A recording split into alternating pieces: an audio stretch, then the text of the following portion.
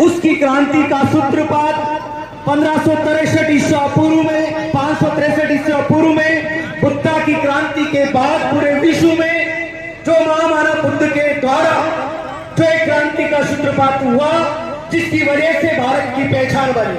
भारत का जो आज पूरे विश्व में जो क्षेत्रफल है, शायद उससे भी 10 गुना क्षेत्रफल भारत का था, जिसमें ईरान, अफगानिस्तान, भूटान, नेपाल, श्रीलंका, लाओस, ये सारे के सारे भारत के हिस्सा हुआ करते थे। और उस जमाने में भारत में जो तक्षशिला, नालंदा, उज्जैन, पंचशिला बड़ी बड़ी यूनिवर्सिटियां हुआ करती थी और विदेशी लोग भारत में आके पढ़ते थे। ये पहचान तथागत गौतम बुद्ध की वजह से भारत में पहचान बनी है और बुद्धा के नाम से बनी। लेकिन आज तथाकथित आजाद भारत में हमें बुद्ध की पहचान करवानी पड़ रही है कि हम बुद्ध की धरती से और भारत भूमि से हैं। भारत की जो बुद्ध की पहचान विश्व में भारत के नाम से है, लेकिन भारत में बुद्ध के नाम से इस देश में कोई एजुकेशन नहीं होता। जिसकी पहचान बुद्ध के नाम से भारत की पहचान विश्व में है, लेकिन भारत में वर्तमान में बुद्ध के नाम से किसी भी प्रकार का इस देश के खुरापाती लोग, इस देश के पाखंडी लोग, इस धर्म की देश के आधारी लोग भारत में बुद्ध के नाम से कोई एजुकेशन नहीं करते। विदेशी लोग तो विश्व में विकसित से उस दान को लेने के बाद कोई एजुकेशन, कोई कार्यक्रम नहीं करते। ये बहुत बड़ा दुर्भाग्य है। साथियों, त्रिरत्न बहुत महान के तहत पूरे देश भर में हजारों कार्यक्रम करते हैं, क्योंकि बुद्ध की पहचान जो भारत की है, उस बुद्ध की पहचान की वजह से यदि हम लोग समझ गए तो हमारे इस तथाकथित सांसारिक जीवन में जितने भी दुख तकलीफ है वो सारे के सारे दूर हो सकते हैं। क्योंकि बुद्ध कहते हैं मैं भगवान नहीं हूं। बुद्ध स्वर्ग और नरक का डर नहीं दिखाते। बुद्ध पाखंड विश्वास का डर नहीं दिखाते। बुद्ध कहते हैं मैं मार्ग बता सकता हूं, उसके ऊपर चलना आपको है, और जो सही और सत्य है आपको उसको मानना है। मैं कह रहा हूं उसको भी नहीं मानना है, वो बुद्ध है। और उसकी वजह से, बुद्ध की वजह से इस देश में बहुत बड़ी क्रांति हुई। और बुद्ध को जो हमारे मूल निवासी समाज में जितने संत महापुरुष थे, उन्होंने उनको पढ़ा। आपने सुना होगा, पढ़ा होगा कि सम्राट अशोक, जिसका साम्राज्य बहुत बड़े लेवल पे था, तलवार के दम पे उन्होंने जो क्रांति की, जब उन्हें पता चला कि बुद्ध क्या है, उन्होंने भी तलवार को नीचे डाल दी थी और वो भी बुद्ध के रास्ते पे चल पड़े थे। वो बुद्ध हिंसा नहीं करते। बुद्ध मध्यम मार्ग बताने के लिए बुद्ध कहते हैं। इसीलिए उस मध्यम मार्ग का उपयोग करते हुए हम लोगों को आगे बढ़ना चाहिए, क्योंकि बाबा साहब ने 13 अक्टूबर 1935 को नासिक के अंदर येरोडा के एक सम्मेलन में कहा था। 13 अक्टूबर 1935 को बाबा साहब ने नासिक के येरोडा के एक सम्मेलन में कहा था कि मैं हिंदू धर्म में पैदा हुआ, ये मेरे बस की बात नहीं है, लेकिन कभी हिंदू धर्म में नहीं मरूंगा, ये मेरे बस की बात है। ये क्यों कहा बाबा साहब ने? क्योंकि बाबा साहब के पीछे कहने का रीजन ये था कि बाबा साहब विश्व के सबसे बड़े बुद्धिजीवी, सबसे बड़े पढ़े लिखे इंसान थे, जिन्होंने विदेशों में जाकर पढ़ाई की। विदेशों में जाकर पढ़ाई करने के बाद भी जब वो भारत आते हैं तो उनकी उस शिक्षा का कोई महत्व नहीं समझा जाता है। शिक्षा जो बाबा साहब ने ली, उसकी भारत में कोई पहुंच या कोई वैल्यू नहीं होती है। इसीलिए बाबा साहब ने कहा कि क्लर्की की नौकरी करने से अच्छा है। हमारे लोग सपने क्या देखते हैं, मैं पढ़ लिख जाऊं तो और कुछ नहीं हो तो बाबू तो बन ही जाऊंगा, चपरासी की नौकरी तो मुझे मिल ही जानी चाहिए। हमारे समाज के लोग ऐसे सपना देखते हैं। बाबा साहब ने कहा था पढ़ लिख कर क्लर्की, चपरासी की नौकरी करने से अच्छा है कि पढ़ लिख कर तुम समाज में जाकर सामाजिक व्यवस्था की भान हो समाज को, इसके लिए आपको समाज में जाके काम करना चाहिए। इसीलिए बाबा साहब ने अपने जीवन काल में जो शिक्षा ग्रहण की, विश्व के सबसे बड़े पढ़े लिखे इंसान ने नौकरी को लात मार दी और समाज में आके सामाजिक व्यवस्था को स्थापित करने के लिए उन्होंने काम किया। आपने पढ़ा होगा, जिनके पास भारत तथा कथित आजाद भारत में 4 केंद्रीय लेवल मंत्री पद थे, कानून मंत्री का उनके पास दर्जा था, उनको भी उन्होंने त्याग कर दिया, लात मार दी। नहीं चाहिए मुझे मेरी सामाजिक व्यवस्था को मजबूत करना। सामाजिक व्यवस्था कौन सी? व्यवस्था का नॉलेज होना चाहिए, क्योंकि वर्तमान की सामाजिक व्यवस्था है वो पाखंड अंधविश्वासी अज्ञानी है, और पाखंड अंधविश्वासी और अज्ञान वाली व्यवस्था से क्या होता है, समाज में हजारों प्रकार की समस्या पैदा होती है, और हजारों प्रकार की समस्या है उसका समाधान भी है।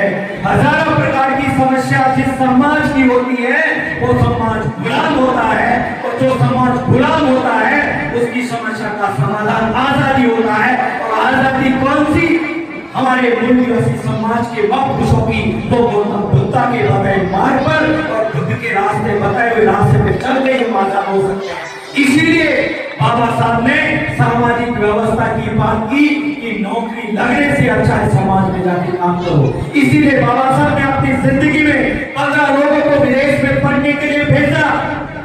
बाबा साहब ने सपना देखा था कि विदेश में पढ़ने के बाद वो लोग भारत में आकर समाज की बात करेंगे, समाज के बीच में जाकर पाखंड अंधविश्वास जिनके समाज को झगड़े रखा है, हजारों सालों से मानसिक गुलाम बनाए रखा है, तो समाज के बीच में ये लोग जाकर आजादी की बात करेंगे। लेकिन होता क्या है, जिन लोगों को बाबा साहब ने विदेश में पढ़ने के लिए भेजा वो विदेश में जाकर वहीं की महिलाओं से शादियां कर ली और वहीं बस के वापस भारत ही नहीं आए। केवल एक आदमी बचा वो भारत में आया। भारत में आने के बाद भी वो भी बाबा साहब से नहीं मिला।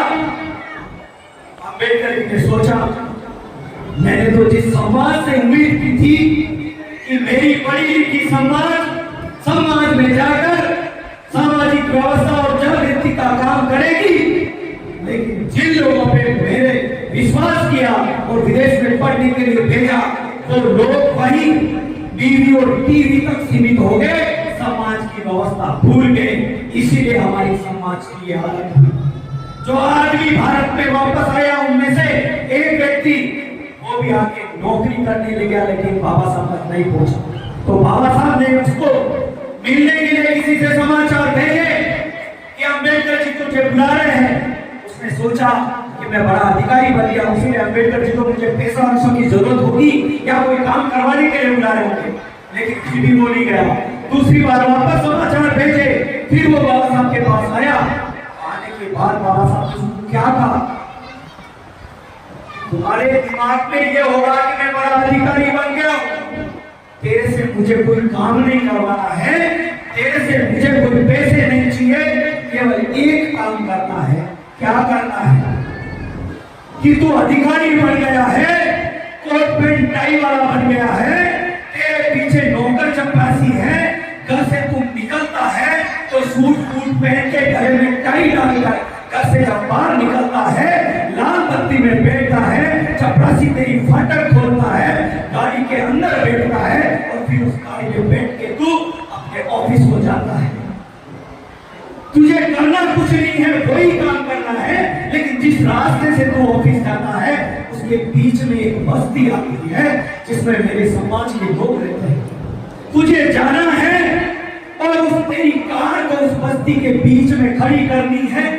तेरे ड्राइवर को बोलना, वो फाटक खोलेगा, तुझे उसी तरीके से उतरना है, उस बस्ती के पैदल पैदल एक चक्कर निकाल काटना है, वापस आके कार में बैठना है और तुझे तेरे ऑफिस जाना है और कुछ नहीं करना, बस केवल यही करना है। उस आदमी ने सोचा ये तो नॉर्मल बात है, वैसे ही जाता हुआ किसी रास्ते से तो जाता। एक महीने तक वो ऑफिस जाता और पेंटाई बैठ कर लाल गाड़ी में बैठकर लाल बत्ती वाली में ऑफिस को ड्राइवर गाड़ी खोलता, वो उस बस्ती के चारों तरफ पैदल पैदल चक्कर लगाता,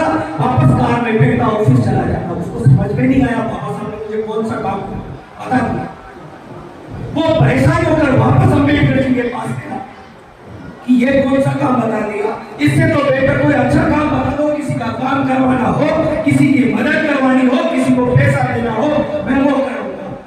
बाबा साहब ने कहा साहिब तुझे भी समझ में नहीं आया, लेकिन मैं वो काम तेरे से इसीलिए करवाना चाह रहा हूँ जो तू खुद नहीं समझ पाया। उसने पूछा अम्बेडकर जी इसका मतलब क्या है? वो बाबा साहब ने क्या कहा वो मैं आप लोगों को बताना चाहता हूँ। बाबा साहब ने इसीलिए कहा कि मेरी समाज पढ़ी लिखी नहीं है, मेरी समाज जिस बहकाव में जो लोग बहका देते हैं उसके पीछे लगने वाली मेरी समाज है, मेरी समाज आर्थिक रूप से कमजोर है, मेरी समाज जो देखती है वो करती है। जब तू उस बस्ती में जाके कार खोलता है, तेरा ड्राइवर फाटक खोलता है, तू कोट पैंट टाई पहनकर उससे उतरता है, उस बस्ती के बच्चे स्कूल नहीं जाते हैं, तेरे को देखने के लिए वो बच्चे इकट्ठे होते हैं, तो उनकी माँ उन बेटों का हाथ पकड़ती है और कहती है बेटा चल तुझे भी स्कूल जाना है ताकि तू पढ़ लिख कर बड़ा होगा तो तेरे लिए भी नौकर चाकर होंगे और तेरे लिए फाटक होने वाला। बाबा साहब समाज में नजरिया पैदा करना चाहते थे, इसीलिए बाबा साहब ने उस आदमी की ड्यूटी लगाई। तो बाबा साहब वो इंसान थे, इसीलिए बाबा साहब ने हमारे समाज के लोगों की वो जिम्मेदारी लगाई। लेकिन समाज के लोग बाबा साहब की बदौलत मेरे हक अधिकार की वजह से डॉक्टर वकील इंजीनियर बन गए, लेकिन समाज का काम करना भूल गए। इसीलिए बाबा साहब ने कहा सबसे ज्यादा धोखा मुझे मेरी पढ़ी लिखी समाज ने दिया। आज वो बाबा साहब की कई बात और उसकी जिम्मेदारी हम लोगों के बंदे के ऊपर है। इसीलिए मेरा आपसे अनुरोध है कि आज जो आपने ये इस कार्यक्रम में शामिल हुए हैं, जितने भी साथी माता बहनें हुए, युवा बुजुर्ग बुद्धिजीवी, सारे लोगों से मेरा अनुरोध है शुरुआत आपको अपने खुद से करनी होगी। आप चाहते हैं आजादी मिले और भगत सिंह पड़ोसी के घर में पैदा हो तो पैदा होने वाला नहीं है, इसीलिए पैदा आपके घर में करना होगा, शुरुआत आपसे करनी होगी। ये बहुत बड़ा पहला एजुकेशन पहला ऐसा शिविर यहाँ लगा है जिससे भिलवाड़ा में खलबली मची हुई है कि ये लोग बाबा साहब के बताए रास्ते पे चलने की कोशिश कर